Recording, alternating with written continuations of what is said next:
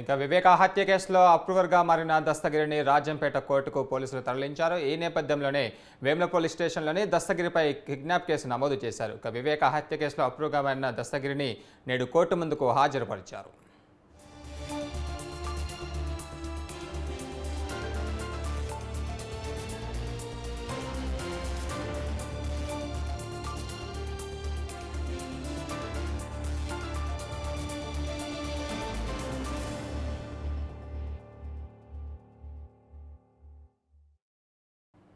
వివేక హత్య కేసులో అప్రూవర్గా మారిన దస్తగిరిని పోలీసులు రాజంపేట కోర్టుకు తరలించారు.